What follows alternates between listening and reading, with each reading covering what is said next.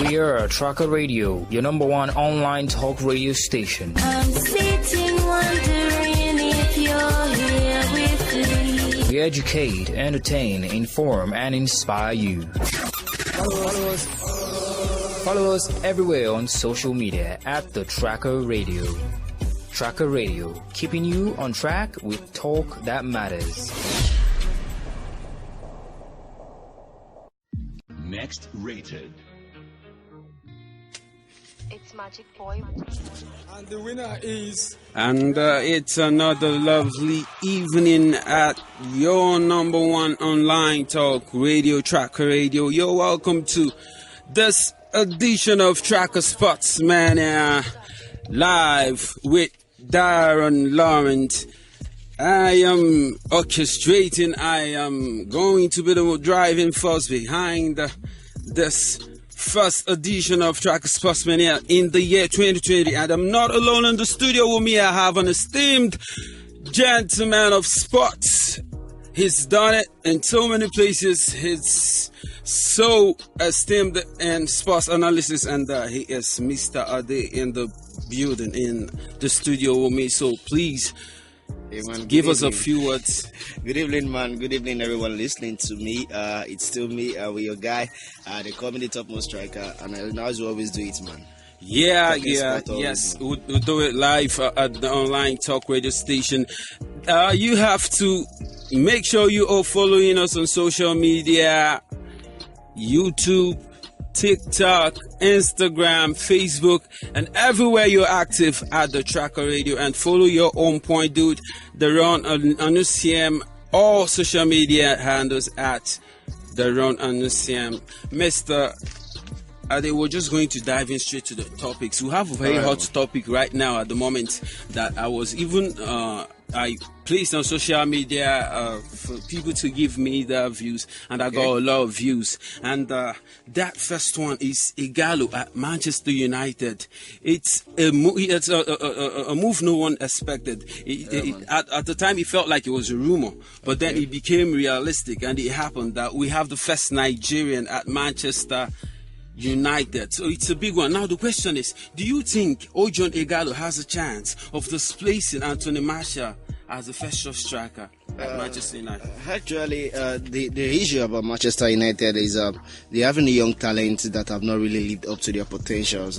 I feel that they should do better. I feel that they need a little bit of experience. Martial, Rashford not doing so great as we expected or we predicted them to have been doing at this stage of their career. Yes. So I think that Igalo is bringing in something that they've lacked in a very long time. He's bringing in experience. That was the last striker that came in with experience was Zlatan Ibrahimovic. Yes. So I think that he has played great competitions. Yes, playing for Watford in the second tier, then coming up to the EPL, scoring 14 goals that season, going to China, banging in goals in an AFCON that has the like of Mane, the likes of Mahrez, the like of Salah. He actually ended up as the AFCON highest goal scorer, even playing with Nigeria. So I think that Igalo is a striker who, when he has better teammates, can produce magic. Igalo on one-on-one situation is very good. He's tall, he's stronger. I think the only thing he lacks is pace and sometimes indecision. Igalo has also proven that he cannot just be a goal scorer, he's also an assist maker. So it's something that I think that when you're looking for an ideal package of a striker, I think Igalo has everything right there. So let me get it straight. You're saying Ojon Igalo has a chance of replacing Anthony Martial as Manchester United first choice? Bro, we're actually talking about experience and results right there, man. If Igalo gets the ground running as quickly as possible, I'm very sure that he's going to displace them, man. See, short-term solutions are very ideal. That is why we had Chelsea bringing the likes of Oliver Giroud. It's actually like balancing some things when the young guys are actually not behaving according to standard. So I think that Igalo is doing well for himself. He's going to do well for himself, and I think that it depends on his first 3 matches, man. If he gets goals in his first 3 matches, I'm sure that he would continue from there. Wow. So let's all watch out and let our eyes be fixed on Manchester United next 3 matches that is going to feature our own Nigerian Ojon Igalo. So let me quickly go to read the comments that I got on Facebook on this particular topic, and people gave me their opinions, and it was from kind of different views, but we all got almost everybody supporting our Nigerian striker. So the first one I got here it's actually from Facebook. Objective KCI Kenneth. He said anything is possible. If he works hard and give an outstanding performance, he might. Now, Chigala Martins Abweso said, I believe he can when given the opportunity to do so. He did it for our country and he knows the league too much, so he will be an added advantage to the team. If he can score double figures, that's a success to me. You have something to say about that. Not realistic, but what I want to tell you is you're talking about experience on the field of play, experience or knowledge of the league right there. Yes. The EPL. Yes. I think that Igalo don't have the experience, man. He only played one season in the EPL, man. Yes. So one season is not enough to know exactly how it works right there. But the only thing I know about Igalo is his reliability. The teams can rely on him. Man. Yes. I think that if teams can rely on him, it's good to go, man. You are an expert. So I'm really taking your views, and I'm going to be looking at Manchester United matches with a whole lot of optimism, hoping that our Igalo go deliver. We know on anyhow something that you're gonna be saying you go fall our hand. We need him to deliver. Professionals are professionals, man. Okay, so I'm talking. The next one here is Henry Uzoma Obuja. He's actually a barrister. He said Ojon is a proven goal scorer already, and the Premier League is a familiar terrain for him. So yes, it's very much possible to displace Anthony Martial from the starting lineup. I wish him luck. And the last person I have here is Lenny Nsekan Chus. He said Igalo is a fox in the box striker, a target man which Manchester United has been lacking a couple of seasons now. I believe he will do well. So that's the comments that we had on Facebook. So talking about Igalo's scoring exploits right there, man. Igalo proves he has more than 100 goals already in his career. Yes. So I think that proven striker check, a great finisher check, a great assist player check. So I think that Igalo would last long. Not long enough, but it will still last long. That's what we're going to be hoping for now. And now we want to talk about the upsets that happened last night. Barcelona and Real Madrid going out from the Copa del Rey for the very first time since 2010. There will be no Barcelona, no Real Madrid at the Copa del Rey semi-finals. We will be having teams like Mirandas, Granada, and Atletico Bilbao and Real Sociedad. These people are the four teams standing a chance of winning it this season. So it's totally different from what we used to see. It must be Real Madrid, Atletico Madrid, and Barcelona, and then one other one amongst Sevilla, or all of them now. So what do you have to tell us about this? Actually, when you look at the Copa del Rey, the setting of the Copa del Rey, it's been deviated from what it used to be. That the two-leg system, whereby both teams can play home and away against each other. I think that it has given the lesser team the ability to believe in success. It has given them the ability to say, okay, yes, I can now go and play a perfect 90 minutes match, and before you know it, you probably get a result, and we don't need the second leg because they are not going to atone for their sins in the second leg. But on a bad or negative aspect, when we look at it from the negative part of it, I think that second legs are actually, the two-legged system actually allowed teams, the bigger teams, to flex their youthful muscles, playing the youth side in the first leg, and probably the senior boys come and take things up. But the second leg, it also gave the players the ability to be able to rest their star players. But unfortunately now, Messi had to start playing so early. Griezmann had to start playing so early. So it's not, it has its disadvantages, but for the fairness of the game, which has been proven, because this is the first season and it's the first success. So based on the fairness of the game, I think that it's nice for them. Bilbao all the way. They have the experience. They're the better side among the four. So that means Atletico Bilbao is going to be the hot, let's say, the Bucas. They are the big boys. They are the big boys right there. They are the Bucas' favorite. I must tell you, I'm actually going to put my father's house on this one because Bilbao has in recent years, as recent as 3 years ago, played a final. That's where Messi scored that beautiful half-field goal. Took the ball around the players and scored. Basically the keeper at the near post. So Bilbao knows what it takes to be in a final. They know what it takes to reach a final. So they are the experience on both sides. They're a very good team, I must tell you, and that's it, man. Yeah. So actually, I will also let me not go for any team. So I'm going to talk about the Australian Open right now, because why I want to talk about this Australian Open right now is because before the tennis Open started, everybody was asking if Novak Djokovic is going to pick up his 8th Australian title and come closer of dreaming of overtaking some other people like Murray, Rafael Nadal and Roger Federer, and eventually he won the title. It was a difficult one for him actually, because at times he struggled in the match. He almost had an injury, but he came back. Being experienced, being a force, has always been forced to be reckoned with, and then he still did what he does best. Now the question I have for you is, Novak Djokovic, do you think he stands a chance of overtaking Rafael Nadal and Roger Federer on overall titles? Djokovic, to be sincere with you, Djokovic has been someone that's created a legendary status for himself right there in the world of tennis. For the past 10 years, I must tell you, Djokovic is either first, second, or third, which shows the level at which he has gone, man. So I think that Djokovic is right on track. He's just 32 years of age.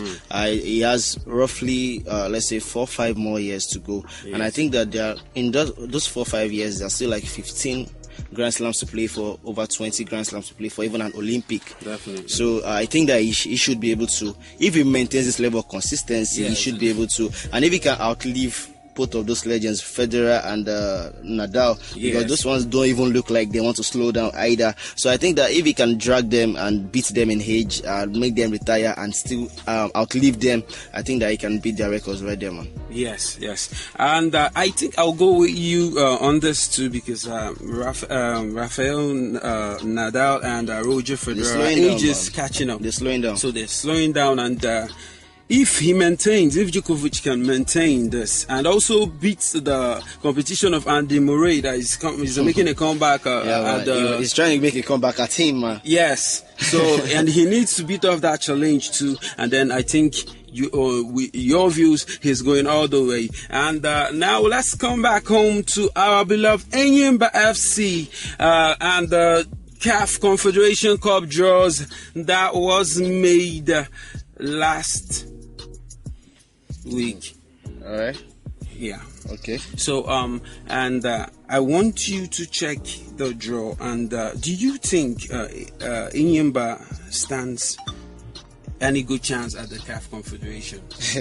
To be sincere with you, I actually didn't give them a chance up to this level. I think that Enyimba still has a long way to go. They have not caught up with expectations. They're actually struggling in the league, even though they played lesser matches. But I think that they need to do more. They need to try to create victories for themselves. They need to go on a run. I feel they need to go on a run to get results that they want. Now they don't need to be scared, man. Enyimba 16th on the log. They've played 13 matches, been able to attain 18 points. I think they are doing well. I think they are doing well for themselves. But the thing is, this CAF championship, actually, it comes with some constraints. It comes with some restraints, and this restraints means that they have to travel, they have to play on unfamiliar soils, they are not home, they go away from home, they actually entertain guests, home fixtures too. So I think that if they it's going to be tricky for them. It's definitely going to be tricky for them, man. And from what we saw before the last match, Enyimba had to they were required to beat they were required to get a 3-point victory at San Pedro Stadium on Sunday. And what I was trying to think about was the striker that was a menace to they actually did it in style, man. Yes, but then when it was needed most, they delivered. People had hearts in their chest. They were thinking, would there be any upset, or will they be able to deliver on when it matters so that they can move on to the grandest stage? And they delivered a 5-2 victory. Yeah, man. I think that when you have a striker, you can that you can actually bank on. Talking about Mbauma, I think that you can always try and push. Mbauma has been giving goals recently. I think he went on a 2-game goal drought, but after coming back, he has actually said, okay, I think I want to play. This is a much needed victory, a big win, I must tell you. 5 goals to 2, a very big win, man. Okay, and the next in their hurdles, in the next in line to cross over before they go close to victory at the grandest stages, Horoya. Horoya FC is also a force to be reckoned with in the African continent, but they were the ones that Enyimba got in the draw. So we'll quickly take a look at the last topic we have for today before we round up the program, and that's going into WWE, where 6-time world champion Sting will make an in-ring return this year at WrestleMania 36. He is scheduled to face either The Undertaker, Kurt Angle, or Triple H. So, Mr. Ade, Yeah, I want to know, who do you think he will stand a chance of winning should he get a matchup at WrestleMania 36? It is a tough one actually, because it's going to be between Kurt Angle and Triple H. Yes. Undertaker would defeat Sting, but that's the match that will make the headlines, man. That's the match that will actually make everyone to be like, hey, you want to watch WrestleMania because Undertaker is taking on Sting, man. Remember that Undertaker and Sting share legendary statuses. Undertaker is a WWE legend. Yes. Sting is a TNA legend, man. Yes. So yes. if we bring in these two legends who actually played similarly, their intros are similar, their storylines are similar. The Undertaker is the one that buries you, Sting is actually the one that kills you right there. So I think that they've actually had this fearful intros, they have fearful entrance, they have crazy submission skills. So I think that Undertaker against Sting is going to be a match of the legends, I must say. But what I actually feel will happen lastly is, if he gets Kurt Angle, it's going to be a walk in the park, man. If he gets Triple H, it's going to be a walk in the park, man. But if he gets the Undertaker, man, it's a match for life. Definitely, it's going to be a thrilling match. I mean, it's going to be one people be like glued on their seats. Like, let's know what is really going to happen. Let's see how this pans out. Is it going to be the that's Undertaker's favorite finisher? That is almost breaking people's neck. The Undertaker is it's the Sting zone. So let's just see. Okay, the Undertaker is actually very scary, man. Sting is also very scary. So it's going to be a bloody game. I would suggest, if I am the organizers of the WWE, Sting and Undertaker held in a cell match right there at the WrestleMania. Right there, it's going to be Let's mad, see blood, man. Let's see blood. It's going to be nice. So that's actually what we'll be expecting. And we've actually come to the end of the show today. And I hope you enjoyed this show. And I hope it's going to make your Saturday a very, very blessed day, and your weekend filled with a whole lot of smiles. If you're a sports lover, Mr. Ade, and there are a few, it's so good to have you in the studio. Man, thank you very much, man. I go by the name Darren Anusiam, and don't forget to follow us on all social media handles at the Traca Radio. It is your number one online talk that keeps you going, man, tuned with talk that matters. So you stay tuned, and let's make this our appointment every Saturday by 3 p.m. Traca Sportsmania live. We out. Traca Radio, keeping you on track with talk that matters.